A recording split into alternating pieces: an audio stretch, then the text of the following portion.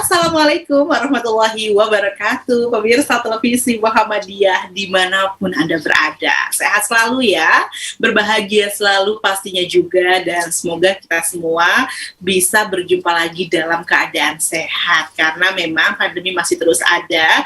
Tak mengapa, tidak perlu membuat kita risau, galau, khawatir berlebihan. Cukup pastikan imun tubuh kita dalam kondisi yang baik, sehingga insya Allah kita bisa menghadapi hari-hari meskipun masih terus harus melewati dan menerima kondisi pandemi seperti sekarang ini. Tapi percayalah, akan ada kabar bahagia nanti bagi kita yang bersabar. Jadi tetap bersabar tanpa harus merasa putus asa ya pemirsa. Seperti saya yang selalu bersabar untuk berjumpa kembali dengan pemirsa kali ini di program PTV Show Ngobrol Sering tapi nggak bikin boring. Nah, kali ini pemirsa saya akan ngobrol bareng sama temen dari Teruntuk The Project. Apa sih itu? Saya juga masih belum tahu, jadi saya pengen langsung ngobrol aja. Yakni saya sudah bersama dengan founder sekaligus project eksekutifnya, yaitu adalah Kak Ghazani Salsabila. Halo, Assalamualaikum warahmatullahi wabarakatuh. Waalaikumsalam warahmatullahi wabarakatuh, Kak. Apa kabar Kak Salbi? Baik-baik, Kakak gimana? Alhamdulillah sangat baik, meskipun kali ini harus bertemu dalam layar gitu ya. Betul. Gak apa-apa ya, sementara karena memang kasusnya lagi cukup tinggi lagi gitu ya, sehingga kita harus benar-benar mengurangi interaksi. So ini nggak masalah pemirsa kalau kita harus bertemu dalam layar aja tanpa mengurangi tentunya ya materi yang akan kita sampaikan pada kesempatan kali ini, yaitu Teruntuk Project. Kak Salbi ini kan adalah founder dari Teruntuk Project sekaligus project eksekutif. Apa sih Teruntuk Project itu? Oke, jadi Teruntuk Project itu bisa kita sebut juga Yayasan Teruntuk Jejak Kebaikan gitu ya, karena sekarang kita statusnya udah NGO. Jadi Teruntuk Project ini merupakan platform social service yang bergerak di berbagai bidang isu sosial, yang dimana kita sebenarnya highlightnya lebih ke nilai berbagi sama kebermanfaatannya. Jadi kita bisa bergerak di berbagai bidang isu sosial seperti kesehatan, terus pendidikan, kesehatan mental, dan lain sebagainya. Jadi beragam, tapi kita menekankan di nilai berbagi dan kebermanfaatannya. Kita punya moto nih, namanya Create Something to Give Something. Dan kita punya hashtag juga, Ramaikan Kebaikan, yang dimana kita percaya kalau kita ini bisa melakukan kebaikan itu dimanapun, kapanpun, bersama siapapun, oleh siapapun gitu. Jadi dekat sekali dengan kehidupan sehari-hari. Dan sejak 2018, kita sudah meramaikan kebaikan nih di 24 kota, bersama 50 lebih kolaborator gitu. Wow, dari 2018, apakah Teruntuk Project juga lahir di tahun itu? Iya, lahir di tahun 2018, cuma kita baru punya legalitas di tahun 2020 kemarin sebagai yayasan. Oke, tapi nggak masalah ya, sebenarnya berbuat kebaikan itu kan tanpa ada capaian tertentu gitu, hanya saja kebermanfaatannya bisa terus meluas begitu ya Kak Salbi ya. Nah, tapi apa sih kemudian yang mendorong Kak Salbi membuat Teruntuk Project? Apakah di masa itu, di 2018 itu ada sebuah tragedi atau sebuah kasus atau sebuah kondisi yang mendorong kemudian Kak Salbi, oke, sepertinya aku harus membuat satu platform atau wadah bagi orang-orang agar bisa terus meramaikan kebaikan, atau bagaimana? Oke, jadi sebenarnya di latar belakangnya sama aku tuh dulu suka banget traveling gitu. Aku suka ke berbagai kota di Indonesia. Terus aku ada di satu momen gitu ya, aku ngerasa kalau Indonesia ini udah banyak banget ngasih aku segala hal gitu ya. Misalkan aku suka dengan traveling ini, aku bisa ngelihat alam lebih banyak lagi, aku bisa belajar dari budaya dan masyarakat di lokalnya gitu ya. Itu tuh mendorong aku kayak apa ya kira-kira yang bisa aku lakukan untuk Indonesia gitu ya, yang sesuai dengan passion aku, yang sesuai dengan keinginan aku. Dan kebetulan di situ aku mulai sadar tuh, emang ada momen-momen gitu ya, momen-momen berat dalam hidup aku yang membuat aku jadi eksplor diri aku, lebih mengenal diri aku. Dan di sini kayaknya aku bisa deh berkontribusi di dunia sosial, psikologi, dan literasi gitu.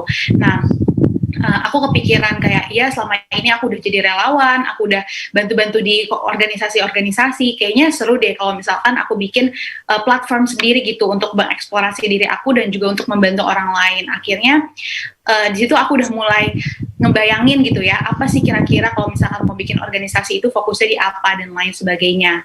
Sampai akhirnya juga, karena aku tuh ada ngajar rutin gitu di suatu RPTRA, kegiatan kerelawanan juga, itu ada satu anak gitu ya, yang hari itu harusnya membaca buku gitu. Jadi materi kita di hari itu membaca buku. Tapi anak ini nggak mau baca, dan ketika ditanya kenapa nggak mau baca, katanya males gitu. Dan di situ aku ngerasa ada keresahan gitu, kayak mereka udah dapat akses yang tepat gitu ya, punya akses yang tepat, juga punya buku dan lain sebagainya, tapi masih malas untuk baca. Akhirnya di situ aku ngerasa udah deh bener-bener emang harus mulai gitu. Jadi daripada mikir-mikir lagi, dimulai aja di saat itu. Dan aku percaya di situ kalau misalkan sebenarnya kegiatan sosial, kerelawanan itu bisa dilakukan di berbagai bidang, nggak cuma di satu bidang aja gitu sih ceritanya. Oke, berarti memang keresahan itu memang muncul dalam aktivitas dari Kak Salbi sendiri begitu ya, sehingga ngerasa ini tuh perlu banget dibikin satu platform ini. Tapi apakah kemudian tadi kan ada bidang-bidangnya sendiri adalah terkait dengan psikologi sendiri. Apakah ini linier dengan bidang studi yang dijalankan sama Kak Salbi? Oke, jadi sebenarnya itu lebih ke tujuan hidup aku gitu ya, pengen bermanfaat bagi diri sendiri dan orang lain di bidang psikologi, sosial, dan literasi. Dan benar banget, walaupun emang teruntuk project mungkin lebih general gitu ya, berbagai bidang isu sosial, tapi benar banget aku berlatar belakang psikologi kebetulan. Aku baru banget lulus tahun kemarin, dan aku pengen berkontribusi lebih gitu di bidang psikologi dan kesehatan mental gitu. Tapi kalau misalkan yang Kakak lihat sendiri begitu ya, tadi kan di 2018 agak kaget, oh ternyata ketika orang tidak mendapatkan akses dan kemudian tidak bisa membaca, itu menjadi satu hal yang lumrah begitu. Tapi ternyata ada loh, aksesnya sudah ada, tapi masih ada saja orang-orang yang ini ketika mendapatkan hal tersebut, itu menjadi satu hal yang baru untuk Kak Salbi. Apakah itu juga sudah terukur sebenarnya, sudah terprediksi bahwa kemajuan literasi kita juga diakibatkan dari SDM-nya sendiri begitu, yang sebenarnya dalam tanda kutip ya, mereka sendiri udah males gitu loh. Apa sih yang membuat kemudian kondisi ini bisa terjadi? Oke, sebenarnya mungkin lebih pribadinya masing-masing gitu ya. Sebenarnya kan udah banyak nih, nggak cuma pemerintah aja yang memberikan program-program mengenai literasi, tapi sekarang tuh udah banyak banget organisasinya yang memperjuangkan itu gitu. Nggak cuma literasi, tapi juga pendidikan. Mungkin juga emang belum mencapai, menurutku mungkin belum mencapai dan belum merata gitu untuk berbagai wilayah di Indonesia gitu. Dan mungkin aja juga bukan salah dari pemerintahnya atau bukan salah dari organisasinya, tapi mungkin juga karena ada keterlibatan orang lain gitu kan. Jadi butuh sebenarnya berbagai pihak gitu bekerja sama, nggak cuma satu stakeholder aja, tapi juga masyarakatnya juga yang ikut mendukung gitu. Jadi lebih merata, terus keinginan untuk belajarnya juga lebih tinggi dan lain sebagainya gitu sih. Oke, lalu apa kemudian yang dilakukan oleh Teruntuk Project ini sendiri? Jadi kalau misalkan di bidang literasi, kita biasanya ada program tahunan gitu, program tahunan namanya Denai Aksara. Jadi kita udah melakukannya itu dua kali gitu ya, 2 kali kita ke berbagai taman baca di Indonesia. Sebenarnya banyaknya masih di sekitar Jawa gitu sih, karena untuk akses ke pulau lainnya juga masih membutuhkan masih membutuhkan kajian lebih lanjut lagi gitulah. Jadi kita biasanya program tahunan ini kita hopping ke beberapa taman baca, misalkan dari Jakarta, terus kita ke Semarang, kita ke Solo, kita ke Jogja, kita ke Wonosobo dan lain sebagainya gitu. Itu kita ke sana untuk donasiin buku gitu ya, donasiin buku yang dimana kita melibatkan relawan juga untuk mendonasikan bukunya itu. Selain donasi buku, kita juga bawain materi ke sana. Jadi kita merasa nih berdasarkan riset kita kalau anak-anak ini butuh banget adanya eksplorasi.